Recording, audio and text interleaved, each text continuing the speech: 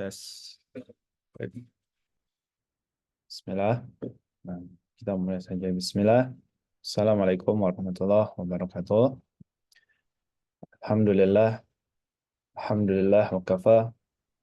Assalatu wassalamu ala rasulillah al-mustafa wa ala alihi wa ashabihi wa man ittaba bisunnatihi ila yaumiddin. Amma ba'd. Baik, alhamdulillah segala puji bagi Allah yang sudah mengumpulkan kita semua tentunya. Ini salah satu bentuk kenikmatan yang Allah berikan kepada kita, yaitu adalah kenikmatan iman dan juga kenikmatan Islam. Tentunya ini adalah kenikmatan yang patut kita syukuri, yang patut kita ucapkan dengan kalimat-kalimat pujian kepada Allah, karena ini adalah kenikmatan yang paling besar yang ada di muka bumi ini. Dari zamannya Nabi Adam sampai nanti hari kiamat, kenikmatan yang paling besar itu adalah kenikmatan Islam, ya, dan juga kenikmatan iman dan juga kenikmatan takwa. Dan tentunya agama Islam ini sebetulnya sudah ada dari zamannya Nabi Adam.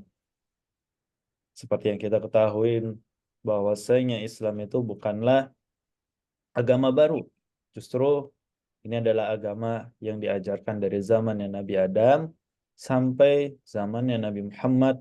Itu agamanya tetap satu, hanya saja bukunya, kitab-kitabnya, lalu eh, nabinya, syariatnya memang berbeda, ya, karena menyesuaikan umatnya, ya. Dan kita termasuk dari umat yang terakhir, maka sesuaikanlah, ya, syariat-syariatnya, bagaimana eh, Ah, menghukum suatu, ya, sesuai dengan dari umatnya tersebut. Ya, maka kita disebut sebagai umat akhir zaman, ya. Karena Nabi Muhammad pun juga disebutnya sebagai Nabi akhir zaman. Baik, para hadirin, nah, ini tentunya kita harus memperbanyak untuk introspeksi diri, ya, bahwasanya dalam menuntut ilmu, ya, ini adalah suatu amalan yang paling dicintai oleh Allah. Ya, sebagaimana yang disebutkan di dalam hadis, "May yuridillahu bihi khairan yufaqihu fid din." Ya, barang siapa yang menginginkan, ya, dari Allah Subhanahu wa taala itu kebaikan, maka yufaqihu fid din, maka kita diharuskan untuk yufaqih, yaitu adalah memperdalami, ya, untuk meneliti fid din, ya, dalam agama kita. Dan ini adalah ucapan dari Rasulullah SAW, ya, bahwasanya tafaqquh fid din, memperdalami agama itu kita akan mendapati ilmu yang bermanfaat, ya. Karena apa? Ketika kita memperdalami agama, ya, kita akan mendapati apa? Bisa mendirikan amalan-amalan soleh. Ya. Dari mana kita bisa tahu bahwasanya amalan sholat sunnah, ya, sebelum sholat fajar itu mendapatkan pahala sebesar dunia dan juga langit seisinya. Dari mana kita bisa tahu? Ya, tentu dengan menuntut ilmu. Ya. Dan ini adalah suatu amalan yang paling dicintai oleh Allah. Ya, makanya ada dalil juga, man salaka tariqan yaltamisu fihi ilman sahhalallahu tariqan ilal jannah, ya, barang siapa yang man salaka tariqan, barang siapa yang dia itu berjalan, ya, di jalan, ya, salaka tariqan yaltamisu fihi ilman, ya, yang mana dia itu berharap untuk menuntut ilmu, ya, sahhalallahu tariqan ilal jannah, maka Allah Subhanahu wa taala akan mempermudah orang tersebut, ya, yang dia sedang berjalan dalam memperdalami untuk berharap menuntut ilmu, ya, sahhalallahu tariqan ilal jannah, akan Allah permudah, ya, jalan tersebut menuju surga, ya, karena dengan menuntut ilmu kita bisa mengetahui apapun, ya. Lalu ada ayat yang lain, yaitu adalah Allah Subhanahu wa taala berfirman, "Huwallazi arsala rasulahu bil huda wa dinil haq." Ya. Allah Subhanahu wa taala itu mengirim, ya, rasul-rasulnya, ya, bil huda, dengan petunjuk, wa dinil haq, ya, dan juga dengan agama yang paling benar, ya. Dan juga huda atau petunjuk di sini itu adalah ilmu, ya, wa dinil haq, dan agama yang besar, agama yang benar. Dan agama yang benar ini adalah amalan-amalan soleh, ya. Makanya ada salah satu amalan yang diperintahkan oleh Allah kepada Rasulullah, yaitu adalah eh, ini adalah suatu perintah, ya, yang mana setiap Rasulullah berdoa, Allah memerintahkan untuk mengucapkan kalimat ini. Ya, apa itu? Ya, kata Allah Subhanahu wa taala, "Waqur rabbi zidni ilman." Ya, dan katakanlah wahai Nabi Muhammad, ya, zidni rabbi zidni ilma. Ya, ya Allah, ya Tuhanku, tambahilah kepada diriku, yaitu adalah ilmu. Ya, maksudnya ilmu an-nafi atau ilmu syariat Islam. Ya, ini bahkan Rasulullah, ya.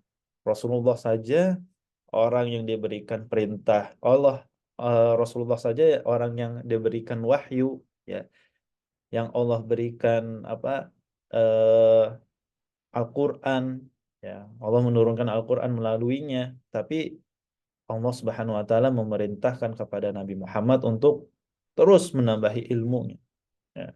Karena Nabi Muhammad juga manusia, ya. Makan iya, minum iya, buang air besar, buang air kecil, butuh apa yang namanya kasih sayang, ya, butuh istri, ya. Makanya Rasulullah itu adalah seperti manusia, ya, mempunyai kekurangan. Makanya kenapa Allah Subhanahu wa taala berfirman waqur rabbi zidni ilman. Ya. Katakanlah wahai Nabi Muhammad, ya, untuk menambahi ilmunya.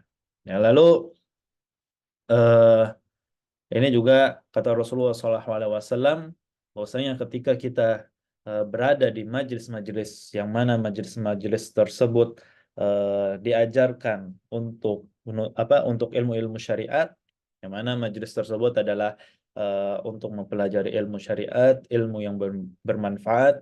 Kata Rasulullah SAW itu apa? Itu adalah riyadul jannah. Ya, riyadul jannah. Riyad itu taman. Ya, taman-tamannya jannah. Ya, maka ini adalah eh, keutamaan dalam menuntut ilmu syariat Islam. Di dalam tafaqquh fid din atau di dalam menuntut ilmu, di dalam kita eh, beragama, ya, itu dibagi menjadi 3 kelompok.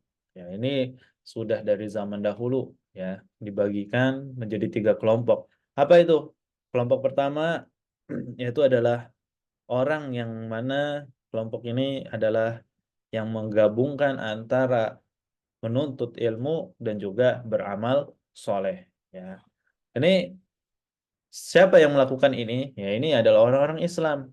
Ya, sepatutnya orang-orang Islam adalah seperti ini. Kelompok pertama, yaitu adalah dia menggabungkan antara ilmu, ya, dia menuntut ilmu dulu, baru dia beramal. Nah, nanti kita bahas yang kelompok lainnya nih, ya. Lalu ada kelompok dua, yaitu adalah kelompok yang dia itu sudah tahu ilmu, dia menuntut ilmu, tapi tidak beramal. Nah, siapa ini? Itu adalah orang-orang Yahudi. Orang-orang Yahudi itu orangnya pintar-pintar, dia sudah paham, ya. Bahkan eh, ada satu hal yang mungkin kita patut ketahui, bahwasanya orang-orang Yahudi ada di dalam dalil, ya, di dalam ayat Al-Quran disebutkan bahwasanya orang-orang Yahudi itu suka sekali membunuh nabi-nabinya mereka. Ya. Ada yang bingung nggak kenapa ya orang-orang Yahudi ini suka sekali membunuh nabi-nabinya mereka.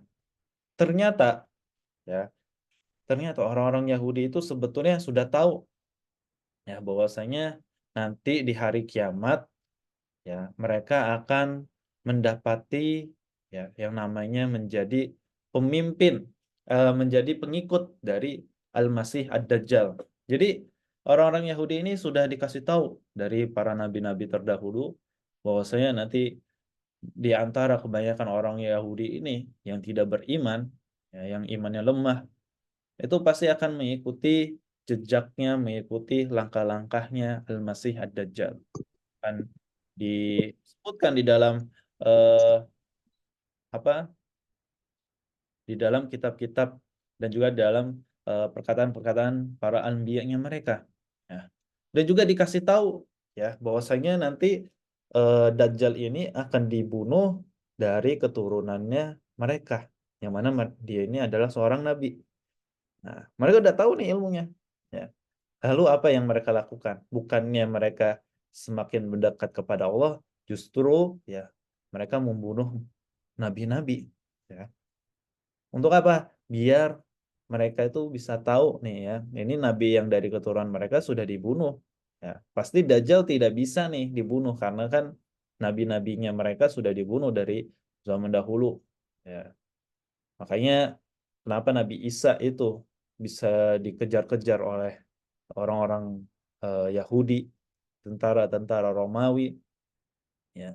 Itu karena ini, ya orang-orang Yahudi ini berkeyakinan, ya, semua nabi yang muncul dari keturunan orang Yahudi itu akan eh, membunuh dajjalnya mereka nanti. Akhirnya dibunuh lah, ya. Tapi kan Nabi Isa Allah angkat ya secara ruh, ya secara rohnya diangkat, tapi tidak mati ya. Sampai sekarang Nabi Isa pun masih hidup, ya, hanya bersemayam di langit-langit. Ya. Nanti Nabi Isa pun akan turun dan juga membunuh Dajjal, dan orang Yahudi meyakini bahwasanya Nabi Isa itu sudah meninggal. Nah, sekarang yang menyembah Nabi Isa itu adalah orang-orang Nasrani, bukan keturunan orang Yahudi. Ya, ini kebalikannya, padahal Nabi Isa itu diturunkan kepada orang-orang Yahudi. Baik, lalu ada juga yaitu adalah kelompok ketiga, dia itu beramal tapi tanpa ilmu. Nah, ini banyak sekali ya, bahkan orang-orang Islam sekarang itu dia banyak ibadahnya tapi nggak ada ilmunya. Nah, ini disebutnya apa di dalam apa Islam ini sebagai ahlud dolal, orang yang tersesat, ya. Dan kebanyakan ini adalah orang-orang Nasrani, dan ini disebutkan di dalam ayat Al-Qur'an di surat Al-Fatihah, ya. Kita bisa melihat ihdinas siratal mustaqim siratal ladzina an'amta 'alaihim ghairil maghdub bi 'alaihim waladdallin. Ya. Ihdinas siratal mustaqim, ya Allah berikanlah kepada kami petunjuk ya jalan yang lurus. Siratal ladzina an'amta 'alaihim, ya jalan yang mana Engkau berikan kenikmatan ya kepada mereka. Ghairil maghdubi 'alaihim. Yang mana jalan ini jangan sampai kita terjatuh kepada jalan yang al-maghdubu 'alaihim, yang Allah benci, ya, yang Allah benci, yang Allah marah sekali kepada mereka, ya. Waladdallin, dan juga jalan yang tidak tersesat. Nah, ini al-maghdub. Nah, al-maghdubi alaihim. Al-maghdubi alaihim ini ditunjukkan kepada orang yang berilmu tapi tidak beramal. Nah, ini beratnya ya, ini beratnya. Dan salah satu orang yang nggak mau menuntut ilmu, ya, nggak mau menuntut ilmu karena ketika kita sudah menuntut ilmu, tanggungannya kita ini besar sekali. Ya, contoh, kita udah tahu nih ya, bahwasanya rokok itu, ini contoh saja ya, rokok itu adalah suatu hal yang haram. Ya, ini contoh dulu. Nanti kita bahas apa hukum rokok sesungguhnya. Ah, tapi ini kita contoh dulu, rokok itu sudah haram dan ini ijma dari para ulama. Nah, maka kalau kita sudah tahu ini rokok haram, tapi kita tidak mengamalkannya, maksudnya kita tidak meninggalkan rokok tersebut. Nah, ini suatu amalan yang paling dibenci oleh Allah, ya. Dan tentunya tanggungan-tanggungan orang yang sudah menuntut ilmu ini besar sekali, ya. Kalau sudah tahu, kalau tidak diamalkan, kalau tidak ditinggalkan, maka ini disebutkan sebagai kelompok al-maghdubi alaihim, orang-orang yang paling dibenci oleh Allah Subhanahu wa taala. Ya, maka ini termasuk orang-orang munafik juga, ya. Orang-orang munafik itu ilmunya juga tahu ya, tapi dia tidak mengamalkannya. Nah, tapi kalau nggak menuntut ilmu salah juga, ya. Masuknya kemana? Waladolin, ya, orang-orang yang tersesat, ya. Orang-orang yang tersesat itu dia tidak menuntut ilmu tapi beribadah, ya. Dia dia takut ya. Ada orang yang takut dia masuk kepada kelompok yang al-maghdubi alaihim, orang yang dibenci oleh Allah. Ya, dia takut, maka dia tidak menuntut ilmu. Maka ini salah juga, ya. Kenapa? Karena dia termasuk orang-orang seperti orang Nasrani, yang mana dia itu tidak menuntut ilmu tapi hanya beribadah saja, ya. Maka ini salah sekali, ya, salah kaprah, ya. Dan makanya kenapa orang Islam itu ya tadi di kelompok pertama disebutkan sebagai orang yang mengumpulkan, menggabungkan antara menuntut ilmu dan juga beramal. Nah, inilah Islam sesungguhnya. Ya, tapi kalau misalkan tidak menggabungkan antara ilmu dan juga amal, ya, maka antara kedua kelompok ini yaitu adalah seperti orang Yahudi atau seperti orang Nasrani. Nah, maka semoga kita bisa dilindungi dari amalan-amalan seperti orang Nasrani dan juga seperti orang Yahudi. Baik, nah ini eh, salah satu pembukaan di dalam ilmu fikih. Yang mana ilmu fikih ini memanglah ilmu yang paling perlu kita pelajari, terutama ini adalah termasuk dari rukun-rukun Islam, ya.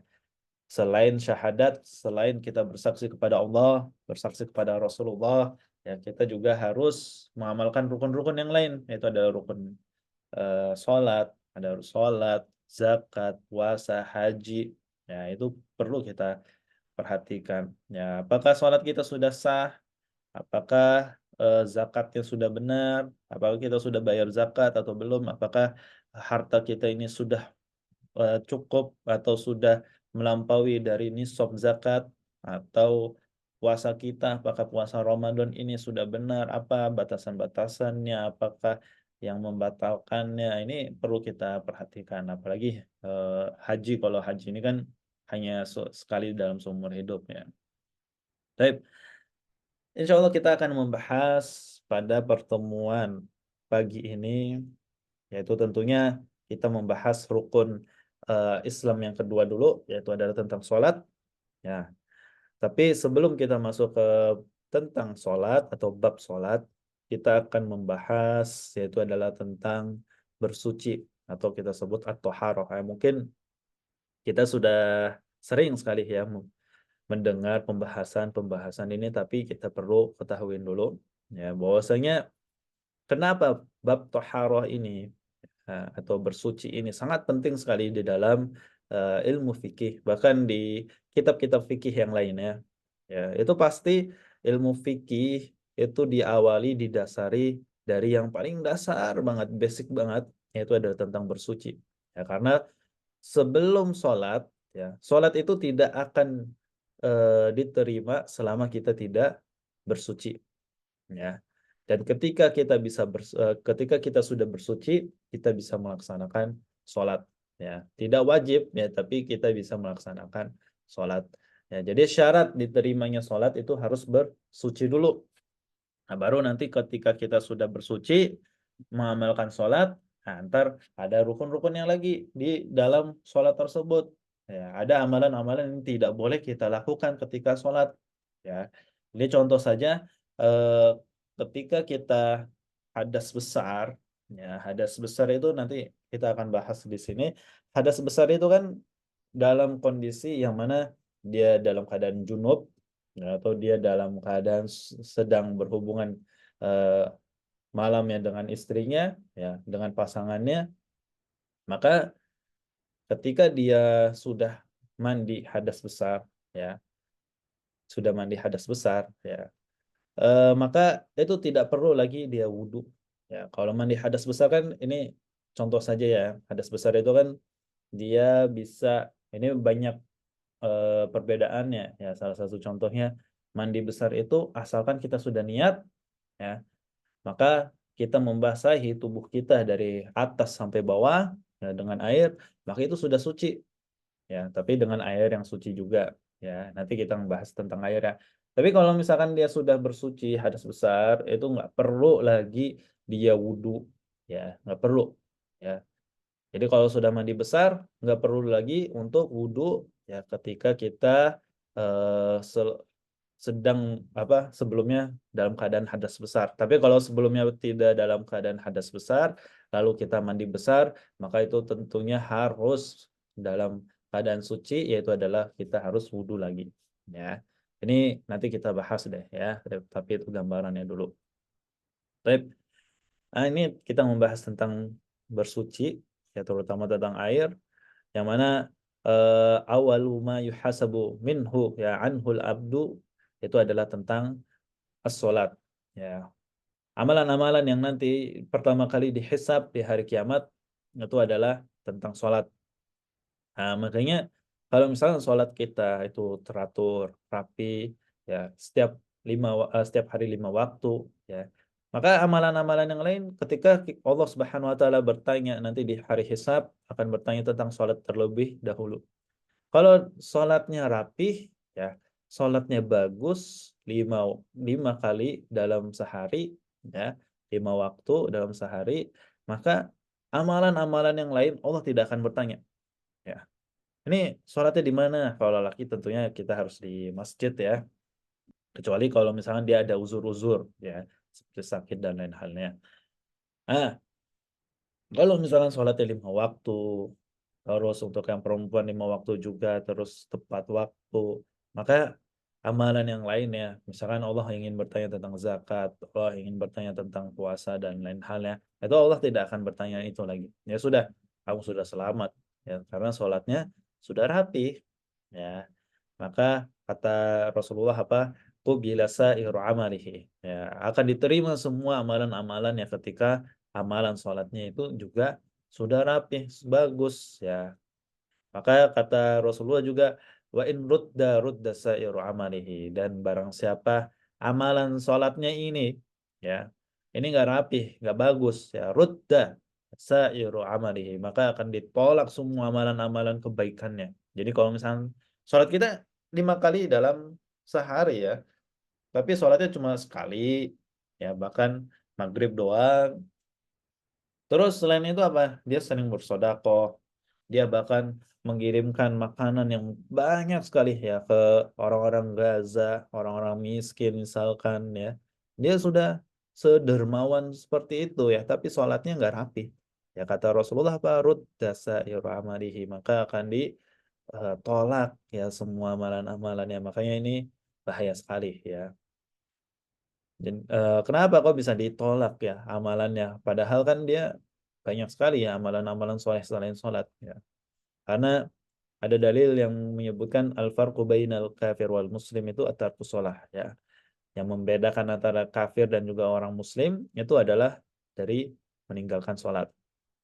Jadi ini sudah jelas ya, kalau misalkan kita sudah meninggalkan sholat, kita sudah dianggap seperti orang kafir ya.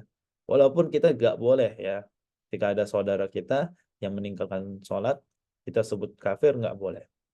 Tapi di mata Allah, ya orang-orang seperti ini kalau misalkan tidak bertobat, Allah akan menganggap dia sebagai seorang kafir. Ya, karena ini ada ya pembeda antara orang kafir sama orang muslim.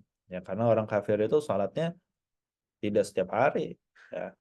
Bahkan di dalam seminggu mungkin sekali doang. Ya, seperti orang Nasrani kan cuma sekali di hari Minggu. Ya.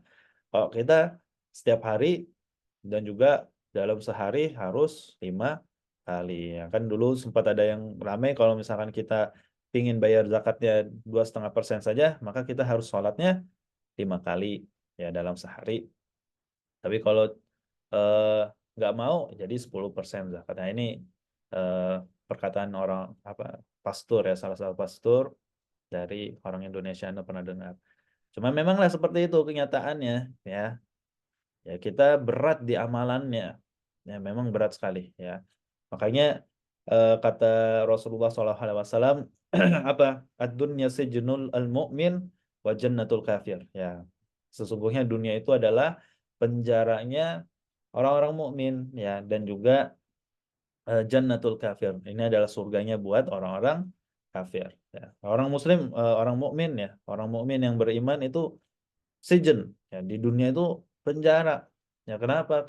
Kalau penjara nggak bisa bebas ya. Kita mau kabur ya, kita mau ngapa-ngapain di dalam penjara nggak bisa semena-mena, ya. Makanya kenapa kita minum alkohol haram, makan babi haram, ya, ngerokok haram, ya, semua kok banyak banget ya. Ini haram, dikit-dikit haram, dikit-dikit haram. Nah, inilah Islam, ya. Jangan tanya-tanya lagi, ya. Inilah Islam. Nah, kalau misalkan mau bebas, ketika mendengar ada salah satu ulama sudah ijma haram, tapi kita ingin mencari cara untuk bisa diturunkan kedudukan haram ini menjadi makruh, bahkan mubah, maka nggak perlulah jadi orang Islam, ya. Karena Islam inilah sebagai seorang mukmin ya sudah, ya, sami'na wa ata'na, udah nggak usah kita mencari-cari cara ya untuk menghalalkan. Memang agak susah ya sebagai orang kita ini yang berpikir dengan logis, ya, kita menggunakan logika, terlebih ilmu-ilmu itu berkembang dengan cepat, kita bisa mendapatkan ilmu dengan cepat, maka banyak sekali pembedaan-pembedaan ya dalam memahami haram dan halal. Salah satu contohnya ini ana sebutkan kenapa ya, ini ana sering menyebutkan ya, seperti babi. Ya, babi itu sudah jelas haram ya. Tapi ada orang-orang yang mana dia ingin menghalalkan atau memubahkan ya, dibolehkan atau makruh ya jatuhnya ya. Dimakruhkan babi itu boleh. Ya, salah satu caranya apa? Dia cari tahu dulu kenapa babi ini bisa haram ya. Oh, ternyata babi itu haram karena ada cacing pitanya dan lain halnya ya. Lalu dia teliti lagi. Ternyata cacing pita ini ya, cacing pita itu bukan hanya di babi, ternyata ada di kambing, ada di sapi juga. Nah, lalu apa yang mereka ketahui, apa yang mereka simpulkan? Bahwasanya cacing pita ini yang bisa membahayakan tubuh kita. Makanya kalau misalkan kita membahas mudorot-mudorot, nah ini bukan menjadi dalil ya, mudorot-mudorot. Nah, kalau misalkan ini kan kalau makan babi mudorotnya membahayakan pada tubuh kita, maka diharamkan babi. Nah, padahal bukan itu ya diharamkannya babi. Ya diharamkannya babi ya sudah. Memang itu haram, nggak perlu kita cari-cari tahu apa yang menyebabkan babi itu haram. Ya. Maka kesimpulan dari orang-orang yang menganggap babi itu bahayanya haram ya karena dicacing pitanya, ya. Maka kalau misalkan babinya itu bersih, divaksin, dihilangkan cacing pitanya jadi boleh. Nah, ini sebetulnya salah ya. Sama halnya seperti rokok. Ya memang orang yang ngerokok ini agak susah ya untuk dikasih tahu. Cuma ini harus kita ketahui ya bahwasanya rokok itu kenapa ya bisa diharamkan ya asal muasalnya karena itu bisa membunuh, bisa merusak tubuh kita di dalam ya paru-paru dan lain halnya ya. Dan ini salah satu pandangan ulama yang mana itu mengharamkan rokok ya salah satu dalilnya hujjahnya ya. Maka ketika ada orang perokok yang bilang, "Saya ini dari kecil sampai udah umur 70 tahun, 80 tahun ngerokok nggak mati-mati." Ya. Jadi yang mengambil hujjah rokok itu bisa mati, ini salah dong. Ya, bahkan gula itu lebih bahaya daripada rokok. Ah, ini bahaya sekali ya kalau dia mengambil hujah seperti ini. Jadi kalau misalnya gula itu lebih bahaya dari rokok, seharusnya gula itu haram. Ya ini nggak perlu kita pertanyakan lagi kalau misalkan gula itu sudah jelas halal ya. Tapi nggak usah dibandingkan dengan yang rokok ya, yang mana secara ulama ijma itu haram. Walaupun nanti ada boleh nggak ya rokoknya diganti dengan yang herbal dan lain halnya. Yang ini kan sehat herbal. Ya, nggak boleh tetap. Ya. Mau di apapun yang namanya rokok itu menggunakan batang, mengeluarkan asap, ya. Asap yang masuk terus masuk itu sebutnya rokok, ya. Maka kalau misalkan yang mengeluarkan asap, yang asapnya itu masuk ke tubuh terus keluar, apapun itu bahannya sehat dan lain halnya tetap itu jatuhnya haram.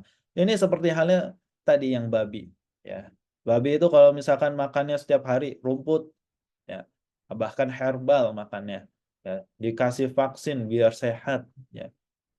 Terus nggak pernah di kandangnya kotor, yang bersih banget, benar-benar seperti kamar, ya. Ada sofanya, didengerin, misalkan ada lagu-lagu akustiknya biar dia enak. Ini contoh saja ya. Nah, ini tetap ya babi itu haram ya haram. Ketika ulama itu sudah ijma ada suatu hal yang haram, maka tidak perlu kita perdebatkan. Ya, ini salah satu contohnya. Baik, eh kita akan melanjutkan kembali ya. Bahwasanya air ya, ini kan kalau bersuci itu intinya dari air ya. Air ini tentunya sebagai masdar atau dasar dalam mensucikan diri kita. Kita kalau kotor, kita wudhu, kayak mandi, baju kotor dicuci dengan air. Nah ini makanya air itu sebagai madatun atau sebagai bahan atau sebagai apa wadah ya tempat bersuci kita. Maka selain air itu adalah tanah ya, yang mana pasir atau debu itu disebut sebagai penggantinya air ketika air itu tidak ada, makanya disebutnya sebagai tayamum ya. Ada hadis dari Rasulullah SAW bahwasanya Rasulullah berkata miftahus shalah tohur ya. Kuncinya sholat itu adalah tohur ya, bersuci. Jadi bersuci ini maknanya kita harus bersih ya dari apapun itu bentuk najis ya. Dari najis, dari hadas besar, dari hadas kecil kita harus benar-benar menghilangkan itu semua ya, maka disebutnya toharoh. Lalu cara menggunakan mensucikan ini dasar awalnya itu adalah dengan niat. Kalau misalkan kita ingin menghilangkan najis ya, maka kita harus meniatkan untuk membersihkan najis tersebut dengan air ya. Ini yang perlu kita eh, tekankan ya. Kalau misalkan dia ya tidak ada niatan untuk membersihkan diri kita dari hadas besar, hadas kecil atau dari najis, tapi kita melakukan wudhu nih. Kita wudhu tapi tidak diniatkan untuk menghilangkan najis dan juga hadas kecil dan hadas besar. Maka itu tidak bisa ya menghilangkan najis tersebut dan hadas tersebut. Ya jadi harus benar-benar diniatkan. Nah, maka ini dalil dari innamal a'malu niat ya. Nah, lalu apa ini ya jenis airnya? Ya, kan ini kita bisa tahu ya airnya itu banyak. Ya.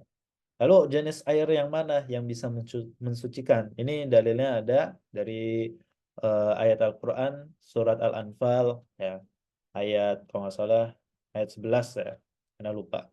Kalau nggak salah ayat surat Al-Anfal ayat 11, wa yunazzil alaikum minas samaa'i ma'an liyutahhirakum bih ya.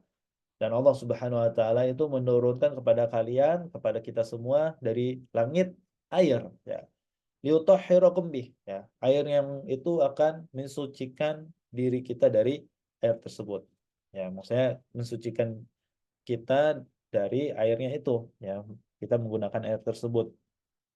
Nah, lalu kalau kita melihat ada hujan atau sungai dan lain halnya, itulah ya salah satu contoh air yang bisa kita gunakan. Kita lihat sifat air tersebut. Kalau kita melihat hujan turun, ya kita kumpulkan air hujan tersebut, dia bersih, ya tidak mengeluarkan bau, ya warnanya putih jernih, ya. Maka ini sifat air yang perlu kita perhatikan. Kalau misalkan sifat airnya seperti air hujan, air sungai, yang benar-benar ya, bukan air hujan yang sudah tercampur dengan radiasi lah, atau misalkan kecampur dengan asap-asap, atau misalkan sungai yang kecampur dengan sampah, atau limbah pabrik, nah ini tidak masuk ke mensucikan. Tapi inti dari air yang suci itu ya ya seperti sungai yang mengalir dari apa mata airnya itu ya, atau hujan yang benar-benar bersih ya, ketika kita ke gunung atau di daerah-daerah bersih ketika hujan ya itulah ya sifat air yang sesungguhnya. Jadi kalau misalkan ini jadi ada tiga yang perlu kita perhatikan, eh, warna ya, bau sama rasa ya. Warna, bau, dan rasa ini kalau misalkan ada yang berubah salah satunya ya, atau berubahnya itu terlalu berlebihan ya, atau melebihi dari normalnya, maka ini tidak bisa mensucikan. Contoh misalkan warnanya kalau sudah melebihi banget ya, sudah berubah warna ya, tidak transparan lagi. Kalau kita angkat airnya, itu airnya tetap warnanya misalnya kuning, merah dan lain halnya, maka itu tidak bisa mensucikan. Tapi kalau misalkan hanya sedikit saja, ya, perubahan airnya ini, kalau kita angkat, ya, airnya ternyata masih transparan nih, masih jernih, bersih, ya, maka itu bisa digunakan. Ini dari warna. Kalau rasa, aja kita rasakan saja, ya. Kalau ada rasanya perbedaan rasa seperti air yang biasanya, ya. Kalau air laut kan asin, tapi dia bisa mensucikan, ya, air laut. Tapi dia asin nih, ya ini beda lagi, ya. Tapi kalau kita melihat sungai dan apa air hujan itu kita rasakan, ya pasti kayak air putih biasanya, ya. Tapi kalau misalkan udah ada perubahan, misalkan kayak dulu ada Mizone ya, Anda lupa. Ada, Aqua atau apa ya, pokoknya ada minuman botol namanya Mizone, itu kan kalau kita lihat putih jernih ya, tapi kalau kita rasain ini udah ada rasa mango, terus ada rasa-rasa stroberi dan lain halnya. Nah, maka ini nggak bisa mensucikan, ya. Terus dari bau, baunya juga kita harus lihat dulu. Kalau ada perubahan bau, kalau kita cium, kok bau? Ya, nggak, baunya tidak normal gitu. Kalau misalkan ada bau seperti itu, maka kita harus takutkan bahwa saya ini mungkin ada bangkai di sana, ya sudah tercampur, maka tidak boleh ya kita bersuci dari air tersebut. Nah, maka ini tiga syarat yang harus kita penuhi, ya tiganya ini tidak boleh ada yang kegugur, ya. Jadi tiga ini harus benar-benar bisa. Airnya harus putih jernih, rasanya tidak ada rasa-rasa yang aneh-aneh, ya. Lalu baunya pun tidak ada yang eh, baunya seperti bau-bau yang ada bangkai lah, kecampur dengan bau-bau yang lainnya lah, ya. Pokoknya seperti air biasa, ya, baunya. Nah, ini yang perlu kita perhatikan. Nah, kalau misalkan air tersebut, ya tadi kita sudah membahas, dia ada perubahannya dari bau, rasa, dan juga warna. Itu karena sesuatu hal yang najis, mau itu sedikit, mau itu dia banyak, ya itu tetap tidak bisa mensucikan. Ini yang dari sesuatu yang tercampur dengan yang najis, contoh bangkai, ya. Hanya terkena dikit, ya. Ini kalau misalnya airnya tidak mengalir ya, hanya sedikit, ya, kena najis terus sudah mengeluarkan bau sedikit juga, maka ini tidak bisa mensucikan, ya. Ini perkataannya ulama, ya. Ulama termasuk Syekh Utsaimin mengatakan kalau misalkan air suci itu bergabung, ya, tergabung dengan sesuatu yang najis, ya, maka ini tidak bisa menjadikan bersuci kembali, ya. Walaupun hanya perubahannya sedikit saja, ya. Jadi kalau misalkan bangkai jatuh, ya, misalkan ini contoh saja, bangkai cicak jatuh, tapi airnya tidak ada yang berubah sama sekali, ya, dari warna, terus dari bau dan lain halnya, maka ini masih bisa kita sucikan, ya. Tapi kalau muncul bau sedikit, warnanya berubah sedikit, atau misalkan tadi dari rasa juga sedikit sudah berubah, ya, maka ini tidak bisa bersuci kembali, ya, air tersebut. Nah, berbeda lagi kalau misalkan dia tergabung dengan sesuatu yang apa? Sesuatu yang suci, misalkan eh, air air yang tercampur dengan sesuatu yang suci, misalkan dengan tumbuh-tumbuhan, daun dan lain halnya. Misalkan kayak saffron, saffron itu kan dia kalau jatuh dia mengeluarkan apa? Warna kekuningan di dalam air. Kalau misalkan tercampur dengan sesuatu yang suci, ya ini yang suci ya, kayak daun dan lain halnya, ya batang pohon dan lain halnya. Ini nggak masalah. Asalkan perubahannya itu tidak melebihi, ya. Kalau misalkan perubahannya sedikit, ya, tapi tidak melebihi banget sampai berubah warnanya berwarna kuning pekat atau rasanya berubah, maka ini tidak masalah. Ya, kalau misalkan tergabung dengan sesuatu yang suci, dan ini boleh. Misalkan sabun, sabun itu kan suci, tercampur dengan air, ya, tapi dari segi rasanya tidak berubah total, lalu rasanya juga tidak berubah total, lalu dari rasa baunya pun tidak berubah total, maka ini tidak masalah. Ya, kalau misalkan kita lihat, oh hanya sedikit saja perubahannya, nah, maka tidak masalah. Nah, ini sesuatu yang tergabung dengan yang suci. Kalau yang najis tadi sama sekali nggak boleh kalau ada perubahan sedikit. Ya, jadi kalau misalkan ada perubahan dari tanah, kan biasanya kalau sungai itu ada warnanya coklat ya. Nah, tapi kalau kita angkat ternyata putih nih, transparan dari eh, putih bersih ya, jernih. Kita angkat dari air yang tidak berubah ya, dari sifat rasa, air, warna dan juga bau, maka ini bisa mensucikan diri kita walaupun dari atas coklat ya. Tapi kalau misalnya diangkat masih ada sifat air yang sesungguhnya, maka itu tidak masalah. Baik.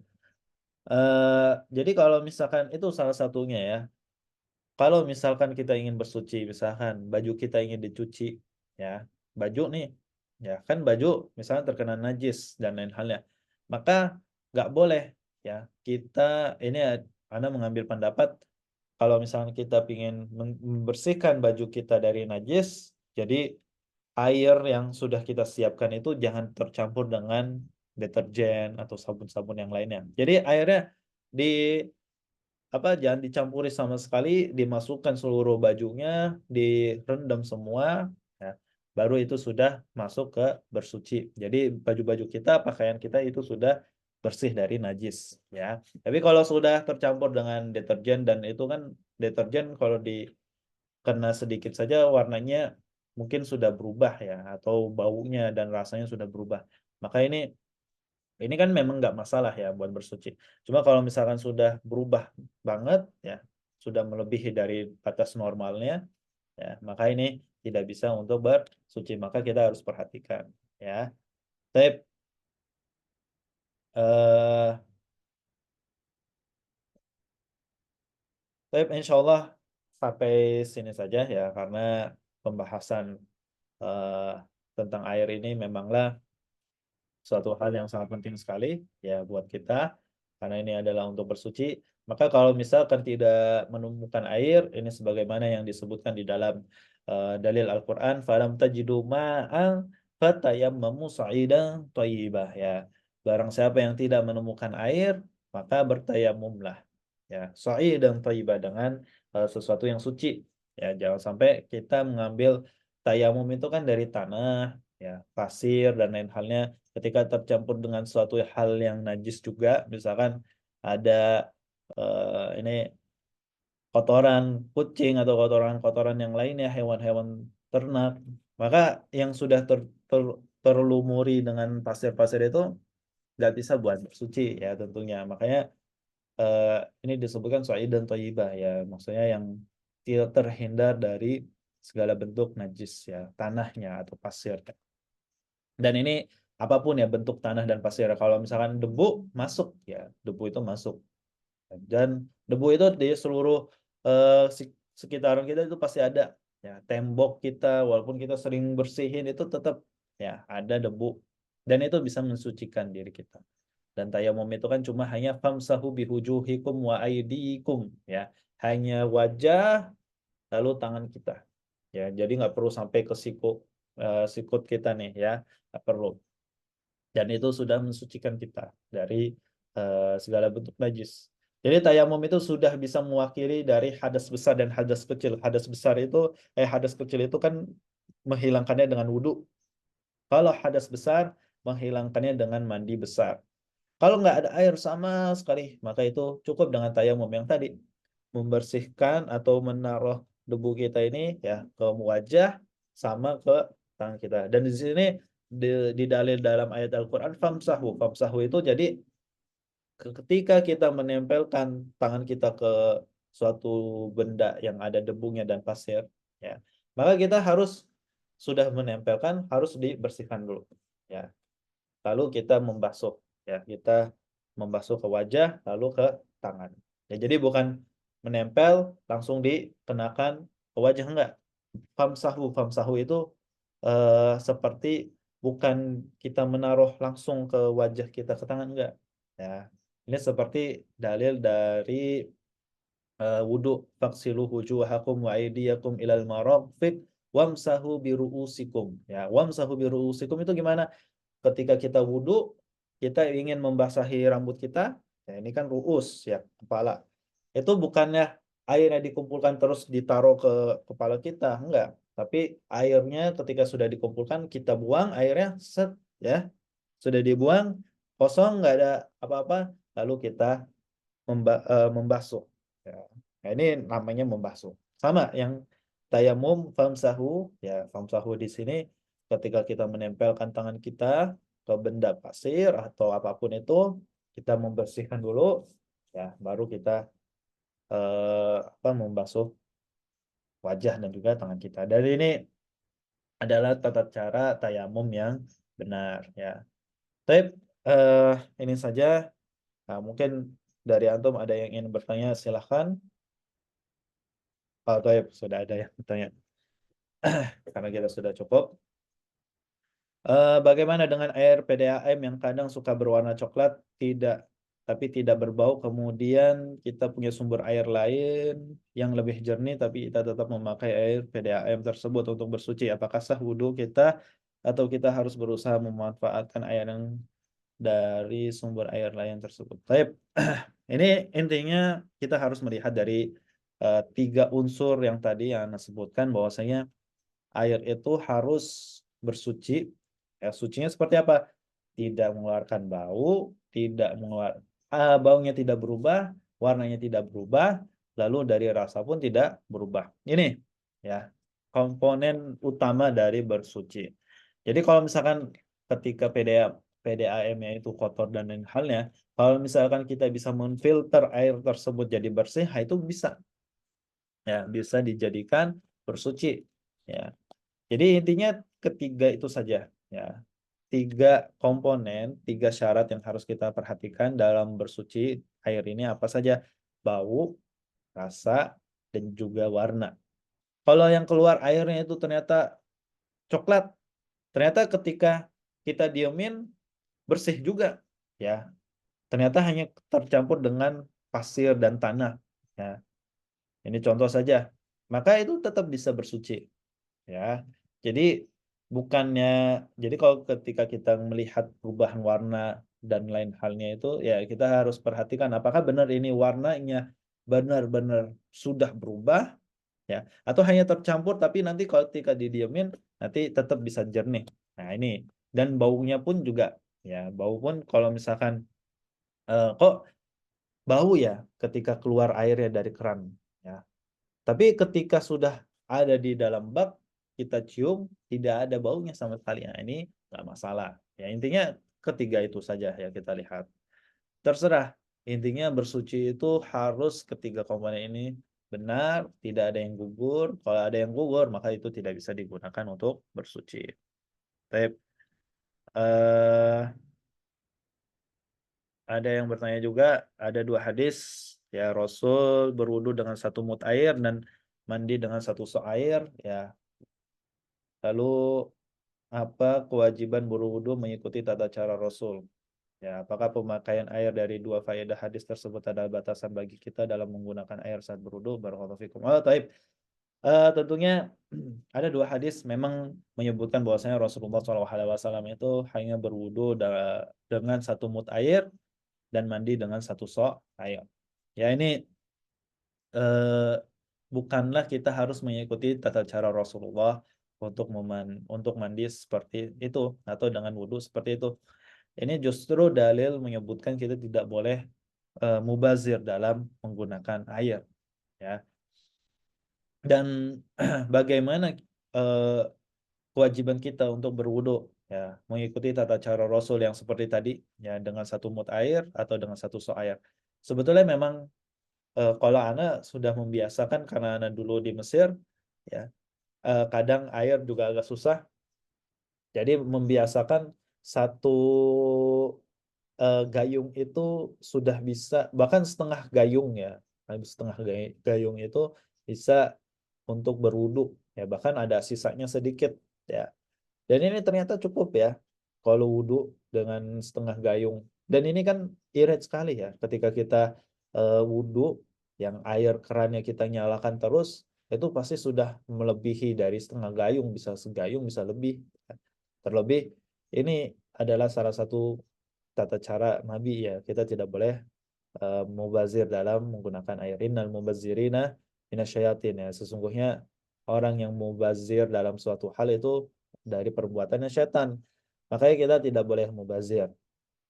Lalu kalau mandi dengan satu sok air, nah ini juga salah satu bentuk eh, Rasulullah SAW mengajarkan kita untuk tidak berboros, untuk tidak mubazir dalam menggunakan air.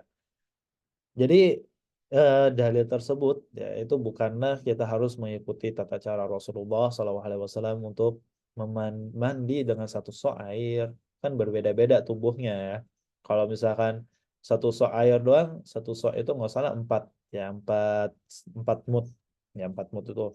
Nah kalau satu sok air empat mut doang ya kalau tubuhnya kayak pemain basket yang tingginya 2 meter dan lain halnya ya itu kurang cukup ya tidak bisa membasahi seluruh tubuhnya ya bahkan Umar bin Khattab saja tingginya kalau dalam hadis ya dia tingginya itu ketika dia menunggangi kuda dia nggak perlu mengangkat kakinya. Ini kuda loh, kuda di Arab itu kan tinggi. Ya. Ketika dia menunggangi kuda, kakinya nggak perlu diangkat. Jadi dia hanya jalan aja di tengahnya ada kuda langsung duduk. Wah itu saking tingginya Umar bin Khattab. Kalau misalkan Umar bin Khattab dia mandinya dengan satu sok air saja, bisa cukup, cuma kayaknya tidak bisa membasahi seluruh tubuhnya karena Rasulullah SAW itu tingginya seperti orang normal ya. Mungkin 180 ya atau 100 ya antara itulah di bawah 200 ya antara di bawah 2 meter. Ya tingginya orang Arab itu ya sekitaran 180 sampai 190 cm dan ini menunjukkan apa Rasulullah SAW bukannya mengajarkan kita untuk mengikuti dengan beliau secara plek ketiplek ya enggak cuma kita mengikuti tuntunannya Nabi yakni Nabi Muhammad eh, menggunakan air dengan sehemat mungkin dan tidak berboros mungkin ya makanya ini yang perlu kita perhatikan ketika kita menggunakan air dan ini salah satu caranya Nabi Muhammad kita tidak boleh berboros dalam menggunakan air. Baik. eh Tentunya di dalam hadis kedua tersebut ya yang mana Rasulullah menggunakan satu mut air ketika wudhu dan juga mandi dengan satu sok itu tidak ada batasannya ya. Kita kalau mau menggunakannya lebih dari itu ya boleh-boleh saja, boleh. Atau kita mau mandi besar lalu pingin sabunan dulu dan lain halnya tidak masalah. Rasulullah bahkan dari zaman dahulu sabun itu nggak ada ya. Sabun itu hanya digunakan untuk orang-orang bangsawan ya. Kalau zaman Rasulullah hanya daun bidara saja ya. Cuma daun bidara pun di sana tidak digunakan untuk setiap hari mandi enggak ya. Tapi boleh ya. Kalau daun bidara itu digunakan untuk bersuci itu pengecualian saja ya. Kalau misalnya kita naruh air ya di dalam daun bidara itu tetap bisa mensucikan diri kita. Tapi ya karena tidak ada yang bertanya lagi ya kita cukupkan saja ya wallahu alam bisawab intinya ini adalah ilmu yang Anda sampaikan. Kalau misalkan ada kekurangan atau mungkin ada perbedaan pendapat dari pandangan ustadz-ustadz yang lain itu tafadhol ya terserah antum untuk mengambil pandangannya siapa cuma ini ilmu yang anda dapati ilmu yang anda pahami ya dari sedikitnya ilmu yang anda dapati ya inilah ya yang anda sampaikan tapi kita kembali lagi wallahu a'lam bishawab hanya Allah lah yang mengetahui semuanya kebenaran dan juga semua yang ada ilmu-ilmu yang di dunia ini hanya Allah saja yang mengetahui. Baik, karena tidak ada pertanyaan kembali karena kita sudah masuk ke jam 6, kita cukupkan saja. Wallahu taala alam ya. Kita cukupkan dengan doa doa kafaratul majlis. Subhanakallahumma wa bihamdika asyhadu an la ilaha illa anta astaghfiruka wa atubu ilaik. Wabillah wa taufiq wal hidayah. Assalamualaikum warahmatullahi wabarakatuh. Waalaikumsalam warahmatullahi wabarakatuh.